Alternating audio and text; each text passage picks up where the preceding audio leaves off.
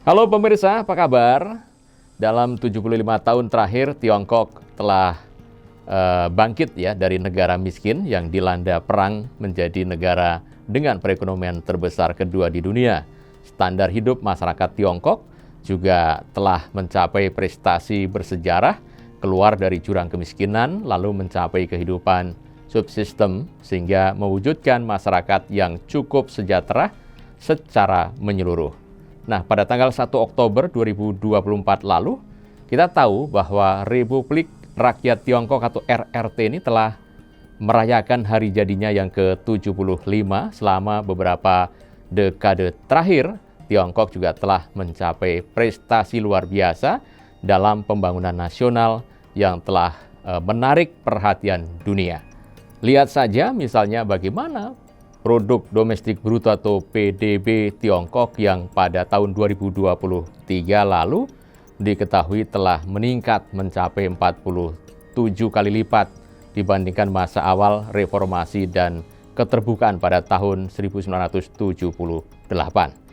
Ini menunjukkan bahwa upaya keras Tiongkok selama ini memang telah meraih kesuksesan yang nyata ya.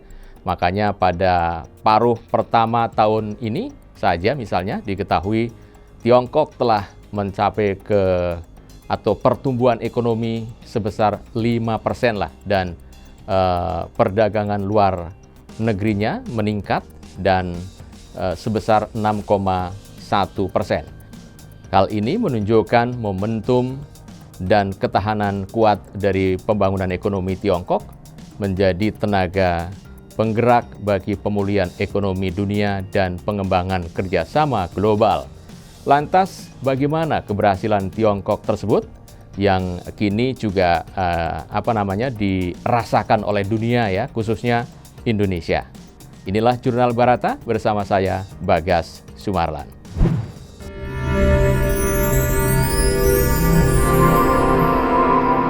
Jurnal Barata. Pemirsa, pasca berdirinya Republik Rakyat Tiongkok, Indonesia menjadi salah satu negara yang paling awal menjalin hubungan diplomatik dengan Tiongkok.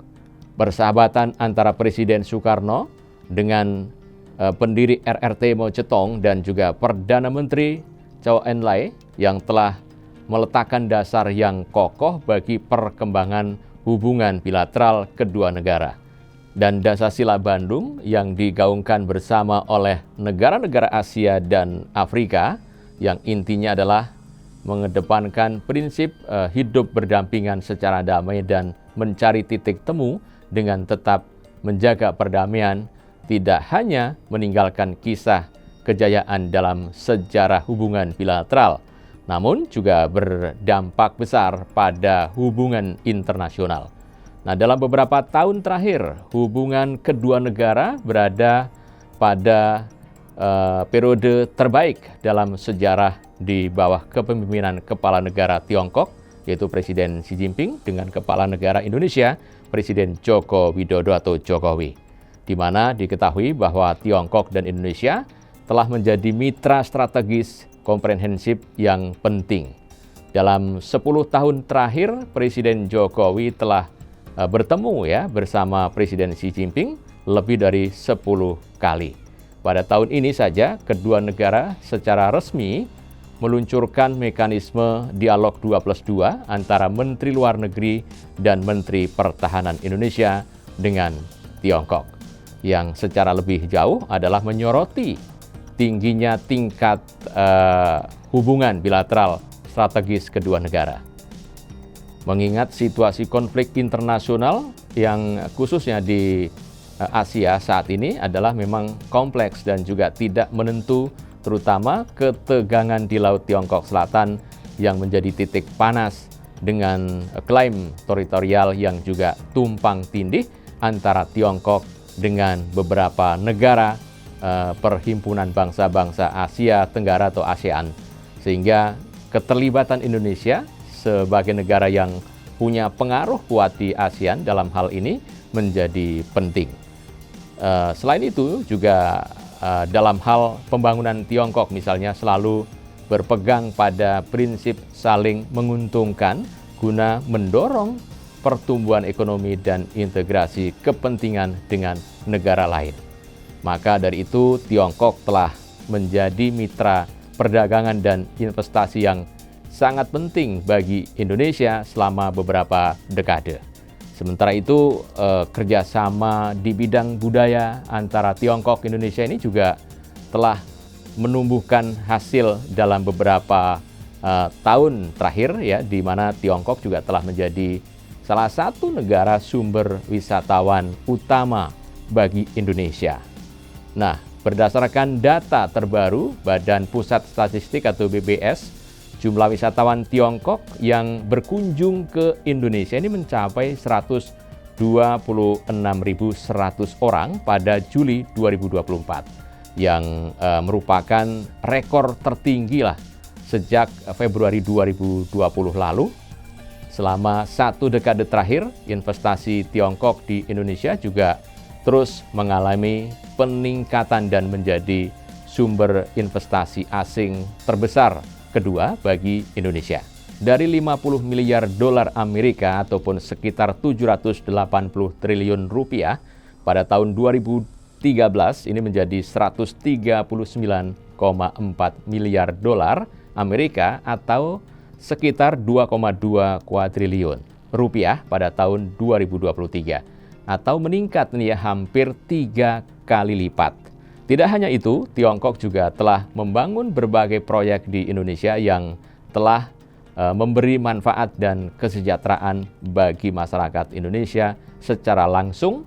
Dan proyek kereta cepat Jakarta-Bandung misalnya atau KCJB yang juga dikabarkan telah menambah lapangan pekerjaan bagi masyarakat lokal dan pertumbuhan ekonomi bagi warga daerah sekitar lintasan.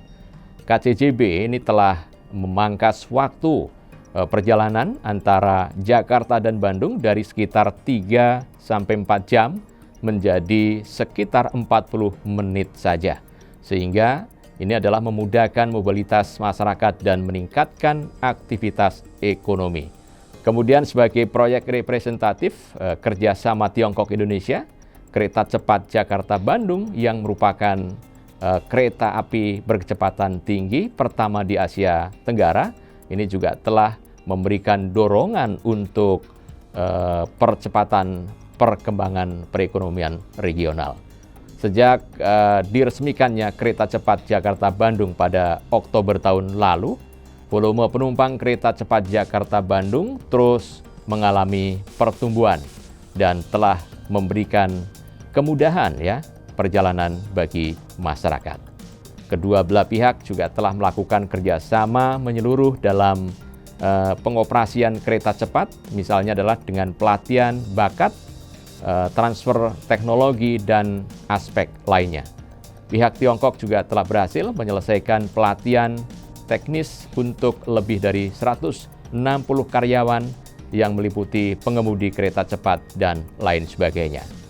Ada pula pembangunan infrastruktur jalan tol seperti jalan tol Trans Jawa yang telah meningkatkan konektivitas antar kota dan provinsi, mempercepat distribusi barang dan perjalanan masyarakat. Hal ini juga berdampak ya positif pada perekonomian lokal dengan mengurangi biaya transportasi. Tiongkok juga membangun pembangunan pembangkit listrik seperti pembangkit listrik tenaga uap PLTU di Jawa dan Sumatera, telah meningkatkan akses listrik di daerah-daerah yang sebelumnya sulit dijangkau ya, sehingga mendukung kegiatan ekonomi dan sosial masyarakat. Dengan tambahan kapasitas listrik, banyak daerah terpencil juga mendapatkan akses listrik sehingga meningkatkan kualitas hidup dan mendorong pengembangan usaha kecil. Dan Tiongkok juga membangun pengembangan kawasan industri seperti kawasan industri di Batang yang telah menarik banyak investor dan menciptakan ribuan lapangan kerja. Masyarakat lokal juga mendapat peluang, artinya kerja di pabrik-pabrik yang dibangun oleh investor Tiongkok ini, serta dalam sektor jasa yang terkait. Dan berkat munculnya industri baru seperti ini dapat meningkatkan pendapatan masyarakat sekitar dan mendiversifikasi ekonomi lokal. Kawasan industri seperti IWIP di Maluku Utara dan IMIP di Sulawesi Tengah ini juga telah membantu Indonesia meningkatkan pendapatan negara ya dengan begitu tinggi berkat hilirisasi yang juga dijalankan oleh pemerintah Indonesia. Banyak perusahaan Tiongkok yang berinvestasi di Indonesia ini juga menjalankan program tanggung jawab sosial perusahaan atau CSR seperti pembangunan sekolah misalnya dan pusat kesehatan di komunitas lokal sehingga membantu meningkatkan akses masyarakat terhadap pendidikan dan layanan kesehatan. Beberapa inisiatif juga berfokus pada pelatihan keterampilan bagi masyarakat, meningkatkan kemampuan kerja dan daya saing mereka. Investasi Tiongkok dalam proyek infrastruktur digital seperti jaringan fiber optik ini juga telah meningkatkan akses internet di berbagai daerah, membantu masyarakat mengakses informasi, pendidikan, dan juga peluang bisnis. Dengan konektivitas internet yang lebih baik, tentu akan memunculkan startup digital baru yang memanfaatkan teknologi menjadi lebih mungkin sehingga menciptakan peluang ekonomi baru. Dengan demikian, proyek-proyek Tiongkok di Indonesia telah memberikan manfaat konkret yang meningkatkan kesejahteraan masyarakat, mulai dari penciptaan lapangan kerja, hingga peningkatan akses terhadap infrastruktur dan layanan dasar. Dampak positif ini berkontribusi pada pertumbuhan ekonomi lokal dan perbaikan kualitas hidup masyarakat. Oleh karena itu, diharapkan pada lingkungan internasional yang kompleks, Tiongkok sepenuhnya menyadari bahwa pembangunannya sendiri tidak terpisahkan dari lingkungan internasional yang damai dan stabil.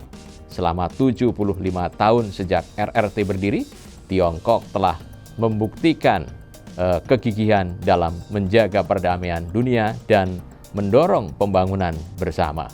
Inisiatif pembangunan global, inisiatif keamanan global, dan inisiatif peradaban global yang diusulkan oleh Presiden Tiongkok Xi Jinping menunjukkan arah ke masa depan bagi umat manusia dari 3 dimensi, yaitu pembangunan, keamanan, dan peradaban, sekaligus memberikan panduan strategis untuk membangun komunitas umat manusia dengan masa depan bersama-sama.